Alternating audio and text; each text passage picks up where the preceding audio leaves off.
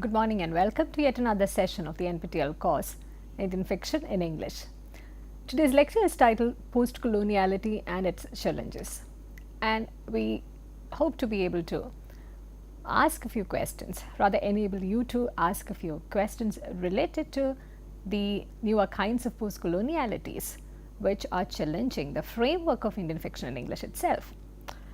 Let me take back you to a time, the early 1980s, specifically 1981, when Midnight's Children was first published. In the British magazine Granta, an excerpt from Midnight's Children was published, and Bill Bufford, who wrote about this new kind of fiction was emerging. He had situated Midnight's Children not as an Indian novel, but more like a work which was produced within the British milieu. And this is what Bufford wrote, situating Rushdie largely as a British writer. The fiction of today is testimony to an invasion of outsiders using a language much larger than culture. Today, however, the imagination resides along the peripheries. It is spoken through a minority discourse, where the dominant tongue reappropriated, recommanded, and importantly reinvigorated. It is at last the end of the English novel and the beginning of the British one. So the way he had signposted Midnight's Children was as a British novel, a novel which inaugurated a new phase in British literary tradition, because conveniently in the Rushdie moment there was a dovetailing of the colonial past and also as of an immigrant present. But much later we know how Midnight's Children became a watershed event and how it changed the scene of writing, not in Britain but in India, and how a new kind of postcoloniality was introduced in terms of Indian fiction written in English. In that context, after 17 years in 1997, when Bill Bufford was writing in another issue of Granta, this was after the success of Midnight's Children was cemented and after Rushdie became introduced as this inaugurator of this new moment. Listen to what Bufford had to say then. What's happening among Indian writers must be unprecedented. He was referring to a range of new writers which were writing then, the post-1980s, the post-90s. Vikram Chandra, Anita Desai, Kiran Desai, Ardeshir Vakil, Amitav Ghosh, Rohinton Mistry, Arundhati Roy, Vikram Seth, Amit Chowdhury. It's a long list. So referring to them in 1997, Bill Bufford writes again, what's happening among Indian writers must be unprecedented. They work, some of them in an adopted language and often in isolation, even thousands of miles from their homeland. But he did not, of course, he did not invoke the earlier center periphery thing in the context of postcolonialism or in the context of situating Midnight's Children as a text produced within the British milieu. He did not talk about the end of the English novel and the birth of the British novel. Of course, he did not talk about the South Asian societies, the local communities which were discussed in these novels either. It's in this context that I want to draw your attention to postcoloniality and its many challenges, especially when we are talking about the multiple frameworks within Indian fiction is currently situated. We've gone through a range of discussions throughout this course. We have identified a number of dichotomies from the beginning of the discussion, which we started incidentally again with Salman Rushdie and his controversial introduction to Vintage Book of Indian Writing. He spoke about these dichotomies which separated Bhasha from English, the increasing, the widening gap between regional and national or international literatures, the rural-urban divide, the ways in which the regional writers identify this land as their home, and how focusing an audience abroad or situating oneself in one of those locales abroad is not seen as authentic enough as far as Indian writers in English are concerned, about the dichotomies between the colonial and the post-colonial, about how we find it difficult to negotiate the dialogue between commercial and literary fiction. So there are multiple dichotomies that we had been paying attention to, and we also had discussed how one needs to break past some of these redundant frameworks and some of these rather delimiting frameworks. The changing paradigms in the current scenario, just like Bill Bufford also noticed a shift in the way Midnight's Children gets positioned. These changing paradigms are perhaps the way ahead, giving us newer perspectives and newer orientation as far as studies related to Indian fiction in English are concerned. So we talk about a new context, an emergent post-colonial situation where we need to be attentive to the various ways in which the Indian English writers are also affirming their loyalty to Bhasha verse. They no longer exists a dichotomy, but rather a dialogue perhaps is beginning to emerge. There's a wide world of translation which is opening up. We know about the number of new anthologies which are coming out where the works translated into English are also considered as part of the larger oeuvre of Indian writing in English. And we also find a growing interest, a diverse interest of publishing houses where they have almost begun to not differentiate between literary and commercial fiction, where they're more inclusive about non-canonical works as well. And we are reminded increasingly that English is becoming less of a colonial remnant and more of an Indian language. So in these contexts, with these shifting paradigms, we also need to address the questions that are, we also need to re-ask the questions that are framed in the context of Indian writing in English. Let me remind you of an earlier discussion where we pointed out that Meenakshi Mukherjee had asserted the importance of looking at the story of Indian English fiction as a genre fashioned by complex cultural determinants. It cannot be a purely literary exercise.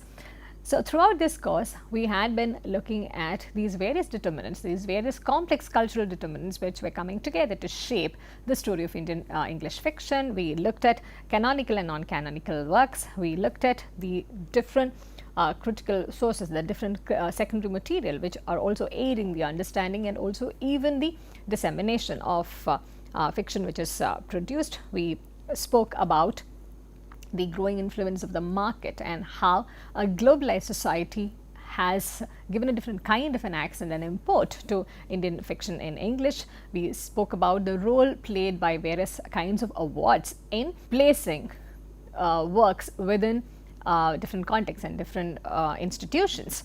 So it's a complex cultural history also which emerges when we look at the story of Indian English fiction. In the post-1990s, of course, going on with the momentum gained in the 1980s, we find that there is an alternate tradition which also begins to emerge. We find an increasing number of translations, works produced from different regions, from different languages being incorporated into this large corpus, into this large oeuvre of Indian writing in English. Sharmila Rege talks about the foregrounding of the betrayers of the nation and how the 90s make it possible to talk about gender, talk about caste. We had briefly spoken about the Dalit writing which is coming into the foray. For instance, works such as Bhimayana, graphic novel, which challenges the existing conventions in terms of form, in terms of narration, in terms of content as well. And there are a number of works by Dalit writers which are getting translated into English. We also spoke about how the Dalits increasingly see English as a more liberating language than any of the other Indian languages.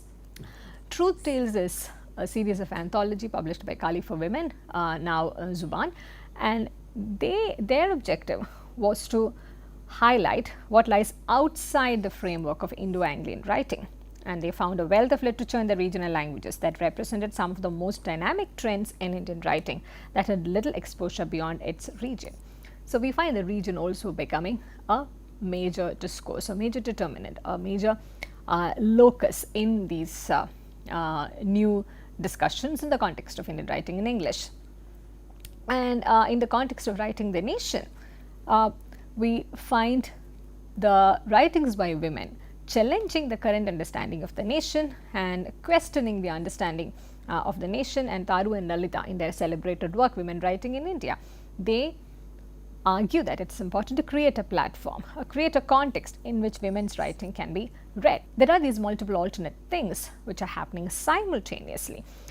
Eunice D'Souza's anthology, it claimed to challenge standard histories, and Truth Tales, another edition, another volume of Truth Tales, it identified itself as a site of potential rupture. And of course, we have new publishing houses such as Leftward, Navayana, Zuban, Samya, Stree, Tuliga. They are all celebrating how minorities claim their writing space in the world. So there are multiple things happening simultaneously in the post-90s. It's not just Rushdie's children, and it's not just the Ghosh generation which is dominating the 90s. We need to be attentive to how we would reframe the discourse of Indian fiction in English, given that these newer changes, that these newer trends are also reorienting the paradigm. Here I briefly draw your attention to the need for alternate frameworks from particularly two major points of view, from caste and also from gender. The old conservative approach towards Indian writing in English, for example, sees that as a casteless space. One of the articles by Merin, which appeared in 1991, it's right after the Mandal event. He wrote an article in APW where he argued it may appear that Brahmins have dominated the Indian English novel. What these novelists have in common is that they are all de-Brahminized. To sum up, Indian English novel is a casteless upper caste. It sparked off a series of debates between Merin and Satyanarayana. This was featured in the APW of 1991. And Satyanarayana, on the other hand, he began to refute the arguments put forward by Merin, rather the claim put forward by Merin that Indian English fiction is a casteless space. Satyanarayana countered it by saying, Merin's historical burden is to demonstrate that the dominance of the Brahmins in the authorship of Indian English fiction is not dominated by caste. His article is a part of the anti-Mandal discourse that suddenly discovered class out of nothing. So these are some of the instances which we can use rather fruitfully and constructively to open up avenues for alternate frameworks. And when we talk about gender, John Mee, in his survey essay about the works which came out after midnight, that's how John Mee's essay is titled. This 1998 essay categorically stated that male writers drawn into reimagining the nation on an epic scale, they rewrite the national history. And to rewrite the national history is itself the expression of a privilege to which Indian women do not easily gain access. And Neelam Srivastava's 2007 work, which identifies a direct connection between secularism and Indian novel in English, she also identified this as a genre for narrating India. And instantly she only chose to discuss male writers. And we do find very effective counters from Jyotsna E. Rege's 2003 essay, which we had briefly taken a look at in the context of our discussion on Midnight's Children, and Marwa's 2008 essay titled Edited Out. Rege argues women who have attempted to employ the narrative of nation find themselves condemned to rehearse a story that excludes them. Minorities and women writers who have found that the exclusive discourse of the nation cannot be made to tell their story have been less likely to employ the narrative of the nation. Marwa is more direct in her attack. The audacity with which Rushdie claims his space in the world perhaps makes him an unsuitable ancestor for Indian women's writing. So in these alternate frameworks, the absence of caste, the exclusion of women's writing, these are some of the things that they begin to address. So we need to be attentive to the newer ways in which we can begin to unpack the story of Indian writing in English and to go beyond the common sense which has been built into it, to rethink the paradigms and to examine the hidden assumptions which have been part of this critical tradition. We did take a look at some of the essays which had begun to do that, and I do think that these exercises will give a more inclusive image for Indian writing in English. For this lecture, I particularly find Rashmi Sathana's 2012 work, English Heart, Hindi Heartland, The Political Life of Literature in India, useful. And she talks about a dichotomy between English and Hindi. She also places it within a peculiar milieu, where it is difficult to see that as two different disparate things. What she proposes to do in this book is to bring together writers who are otherwise poles apart. For instance, she brings together writers, the Indian English writers such as Rushdie, Ghosh, Seth, Anita Desai, etc., and the Bhasha writers such as K. Sachidanandan, the ones who write in both languages such as Kiran Nagarkar. She brings together all of them together to participate in a central debate about language, about context, about the different ways in which they are all seen as Indian writers from in one critical tradition or the other. She begins her book by narrating an anecdote of the pavement bookseller and that also sets the context for her work. She talks about how she encountered a pavement bookseller in Delhi, and how he claims that he has only bestsellers for sale. I read this excerpt out for you. I ask a pavement bookseller what he has for sale, and he replies, only bestsellers. I have little interest in bestsellers, but that's about to change. What makes a book a bestseller? I ask matter-of-factly. He points to Difficult Daughters, the first novel by the Delhi-based writer Manju Kapoor. To me, this novel is serious literary fiction, and I am happy to hear that it is also selling well. She further talks about these differences between literary and non-literary fiction, and comes back to the pavement bookseller. She had asked what makes this a bestseller, what makes Manju Kapoor's Difficult Daughters a bestseller, because she was curious to know the version of this bookseller boy. The pavement bookseller explains to me in Hindi that when Amitabh Bachchan asked who the author of Difficult Daughters was, as a trivia question on Kaun Banega Crorepati, who wants to be a millionaire, the novel started to sell. What became a bestseller certainly also had to do with the perennial bestseller status of the Bachchan brand. If the Big B was mentioning the novel and asking who its author was, surely it was worth knowing who she was and perhaps even buying what she had written. So this is the complex postcoloniality within which Rashmi Sadhana situates her discussion. And this is a postcoloniality that we also need to be attentive to when we are talking about Indian fiction in English in the contemporary. And further, Sadhana points out the pavement boy who's selling the books. She may well be represented in the books that he sells, but he probably won't ever read them. And this is an important point to be noted. In another earlier essay, Gauri Vishwanathan talks about how there is this young girl who wants to learn English so that she can live in the houses that she is now helping to build. She belongs to the working class, and she sees English language as this passport to success. We have come across a number of discussions which do refer to English language as this vehicle towards modernity, towards a better lifestyle, towards a radically new kind of exposure. So coming back to Sadhana, what she probably wants to focus is on this disjuncture between the language on the ground of daily life, of literary representation. And this, she argues, is relevant to the place and role of Indian fiction in English. And this kind of a disjuncture, which we can begin to notice in the works written in English, in the practice of English, in the daily use of English, this disjuncture is indicative of a larger schism in Indian society. And unless one is attentive to these various formations, these different configurations, it would not be possible to do a more relevant contemporary reading of Indian fiction in English. So the question that we need to ask now is whether the postcolonial framework that we currently employ is adequate enough to capture all the challenges and prospect of Indian fiction written in English, and more importantly, what are at stake here. To answer this question, I draw your attention to three instances which Rashmi Sadhana also discusses in her book in different contexts. The first one is Meenakshi Mukherjee's suspicion of the increasing number of translations from regional languages to English.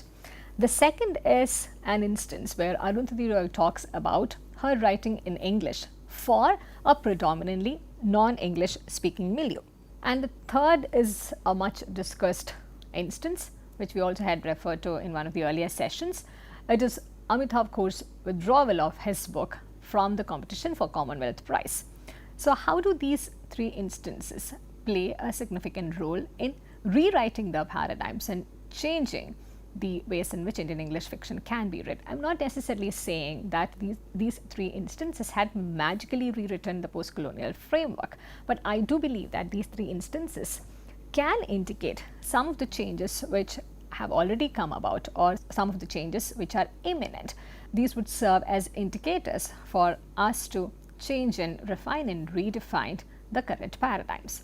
First, we briefly talk about Meenakshi Mukherjee's discomfort with the increasing number of translations from other Indian languages to English. Of course, they offer a new possibility which she does not dismiss, but she also worries that this would be another instance when English is privileged as the language of cultural transmission. If you're familiar with the many discussions within the context of world literature, this is also something that the critics try to deal with and engage with, that the translations are being made primarily into English. English becomes the only mediating language. This is all the more relevant in a discussion of Indian literature written in different languages, including English. There is a power imbalance that Meenakshi Mukherjee begins to identify between English and the Bhashas, and English emerges as the only mediating language. One would know whether there are productive strategies to counter this, but given the fact that Meenakshi Mukherjee was one earlier critic who had to legitimize her critical interest in Indo-Anglian fiction when she started focusing on this area in the 1970s, given that fact that she herself becomes concerned about English being transformed into a language of cultural transmission. Rather, the presence of English as a language of cultural transmission gets further legitimized. That comes across as a matter of concern for her. What perhaps she's trying to tell us that the newer translations, of course, they do highlight the possibility of newer dialogues emerging between English and Bhashas, but at the same time, it also has inherent within it a further restrictive, counterproductive thing. The second instance is Ghosh's refusal. Ghosh refused to participate in competition for Commonwealth Writers' Prize. He argued that his publisher had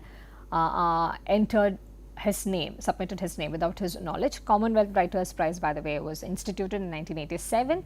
It was administered by the Commonwealth Foundation. It's an intergovernmental organization based in London. It represents 46 Commonwealth nations. The member states, most of them were at some point part of the British colonial empire. In this context, Ghosh's refusal can be seen as a political statement. Why did Ghosh refuse to be a part of this prize?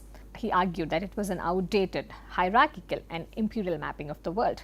In the detailed letter that was published also very widely, he further stated that it ignored the literatures of non-English writers who formed the majorities of these post-colonial societies. And thirdly, he had a problem with the term itself, Commonwealth. The historical inflection of the term Commonwealth, Ghosh further stated that it speaks only of the brute facts of time, read colonial domination, rather than a more nuanced view of how people, nations and societies have developed over time. Let me also briefly remind you what we discussed at the outset of this lecture about Bill Bufford first situating Midnight Children within the British milieu, identifying that as a shift away from English novel towards British novel, and then 17 years later identifying the many different ways in which Indian writers are writing in English, but still refusing to acknowledge, refusing to deal with the societies that are being written about. This was celebrated as an important moment. It also further helped people to identify Ghosh and Rushdie. Rushdie had written an essay, Commonwealth Literature Does Not Exist, a 1983 essay, which we shall be looking at in the final session. Rushdie also had disapproved this sort of a pigeonholing of writers. These are important moments where Indian writing in English is trying to assert itself in a new post-colonial way. The language cannot be seen as a remnant of the colonial rule. In the same way, the tradition also need not be seen as a remnant of the colonial critical practices, of the English literary practices. The third instance is Roy's own reference, Arundhati Roy's own reference to her changing English. She wrote, "I have spent the last 6 months travelling across the country, speaking at huge meetings in smaller towns, Ranchi, Jalandhar, Bhubaneswar, Jaipur, Srinagar, at public meetings with massive audiences, 3,000 and 4,000 people, students, farmers, labourers, activists. I speak mostly in Hindi, which isn't my language. Even that has to be translated depending on where the meeting is being held.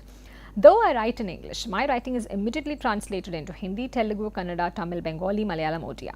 I don't think I'm considered an Indo-Anglian writer anymore. I seem to be drifting away from the English-speaking world at high speed.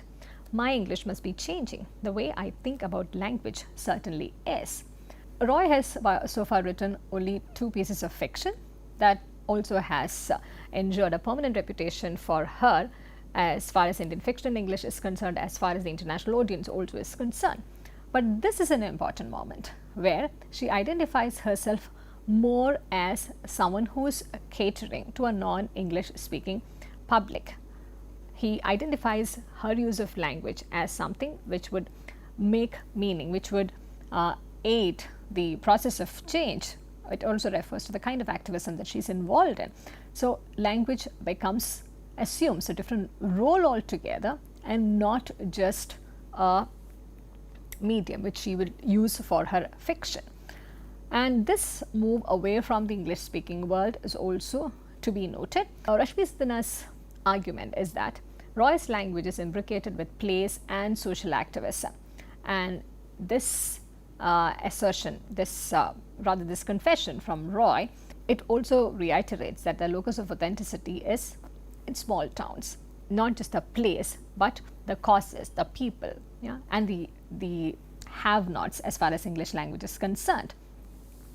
And in Sadhana's own words, it becomes necessary to assert one's loyalty and affirm one's politics of location, whether or not it is the actual ground on which one stands. When we move out of the body of writing, which is conventionally understood as Indian fiction in English, when we move out of the fictional work of Roy and begin to engage with the ways in which she begins to redefine her own use of language and her own locus of authenticity, we begin to see a newer way in which not just Roy's fiction, but this entire world can be read and reread.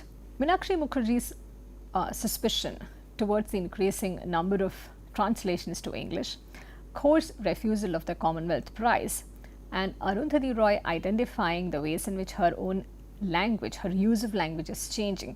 These three instances could be signposted as moments which would perhaps further aid the process of reinventing the study of Indian English fiction, of challenging the borders, and also redefining the boundaries, the conventions, the disciplinary frameworks within which it is being currently thought about and taught. Drawing towards the final segment of this lecture, I draw your attention to the porous boundaries which we need to be further attentive to. If you take two novels which Sadhana does towards the end of her discussion, English August by Ubhamanyu Chatterjee and 5 Point Someone by Chetan Bhagat, both were best-selling works on their own rights, though they are largely situated in two different categories. English August is seen as a literary work, as a part of the canon. 5 Point Someone is seen as a bestseller, a pulsating narrative. It's a bestseller, but it's commercial fiction. English August, published in 1988, and 5 Point Someone, published in 2004. They both largely and very loosely focus on protagonists who are urban, who are college-aged, who smoke pot. They are also male. But there are certain differences which makes it difficult for them to sit conveniently together within the same category. English August is situated firmly in an ironic pre-liberalization India, but 5 Point Someone projects a comic post-liberalization zone. Of course, that was also one of the reasons why it endeared itself to the urban youth. English August was also critically placed within the bureaucratic haze. But 5 Point Someone, it talks about a neoliberal India where the youth are working at call centers, they are negotiating corporate salaries, they are inhabiting certain sites which would further accentuate their access to these new worlds with possibilities. And both these works, English August and 5 Point Someone, they both were made into films. The film version of English August, in which Rahul Bose also starred, it had toured the world, it won awards, but it did not really resonate with the masses. 5 Point Someone was made into Three Idiots. It was widely popular. It was Amir Khan had starred in it, and it was also declared as the biggest hit of 2009. So there are certain similarities, but there are certain obvious differences which makes it inconvenient for us to look at both with the same lens. And though written in English, though written by Indians, we do not conveniently see both of them as part of a canon of Indian writing in English. One, as pointed out before, is literary and can be included. The other is commercial fiction. Rashmi Sudhana, in this very brief discussion, she makes a further distinction. In English August, the character Agastya, who is also nicknamed as August, for August, his English credentials remind him of how out of touch he is with the rest of India. And on the other hand, in Bhagat's novel, on the contrary, we find that his that characters have a changing relationship with the English. It tells us about how more urban youth are in touch with the kind of English than ever before, how these new Englishes are giving a new consciousness about social mobility itself. The point which Rashmi Sudhana wishes to pursue further is that there are two different ways in which English language gets situated in these two different novels which belong to different categories. But unless one is attentive to both these segments, unless one is attentive to the porous boundaries that exist between these two and more open to break down the barriers which do not allow us to look at both within the framework of Indian writing in English, perhaps we will continue to remain in a straitjacketed post-colonial reading of Indian writing in English. And in Sadhana's own words, this awareness of these porous boundaries does not take census numbers away from the bhashas, but in fact creates more porous boundaries between languages and the thoughts and ideas contained in them. As also pointed out in one of the earlier sections, it's not really about whether Rushdie, Ghosh, Roy, Seth, etc. are the only canonical figures. It's not really about whether Chetan Bhagat deserves to be in the canon or not, but it is about these larger questions, about the porous boundaries which are being presented to us, and it's up to us to make good use of them. As we wrap this lecture, I want to leave you with this quote from Annette Colony. Her essay published in 1988, The Integrity of Memory, Creating a New Literary History of the United States, it spoke about a propitious moment. This is how the introduction to the essay reads, and I feel that in this introduction, we can locate many avenues which we can use to our own advantage in rewriting the critical tradition and history of Indian writing in English. I read to you from Annette Colony's essay. This is the introductory paragraph. It is a propitious moment to be rewriting the literary history of the United States. 2 decades of unprecedented scholarship and criticism have excavated lost authors for a reconsideration, delineated literary traditions of which we had been previously unaware, and raised probing questions about the very processes by which we canonize, valorize, and select the text to be remembered. In the wake of all the new information about the literary production of women, blacks, Native Americans, ethnic minorities, and gays and lesbians, and with new ways of analyzing popular fiction, non-canonical genres, and working class writings, all prior literary histories are rendered partial, inadequate, and obsolete. It's a very powerful statement, and we do have to agree that Indian literature, the history of Indian literature, has begun to address this propitious moment. We know about literary histories being rewritten. We know about lost authors, forgotten writers being brought to the foray. We know about how the literary traditions are being reconsidered. We know about the difficult, challenging questions that are being asked about the processes by which we canonize or valorize. And we also know about the new information which is being used to reprocess the literary histories of various Indian literatures produced in different languages from different regions. But whether this propitious moment has arrived in the field of Indian fiction in English is the right question, is the adequate question to ask now. Unless these new questions are asked, unless this moment is reckoned with in an adequate fashion, as Colony reminds us, the prior literary histories are rendered partial, inadequate, and obsolete. So unless we deal with this propitious moment, Indian fiction in English as a category also faces this risk of being rendered partial, inadequate, or obsolete. I thank you for listening, and I look forward to seeing you in the next session, which also happens to be the final lecture.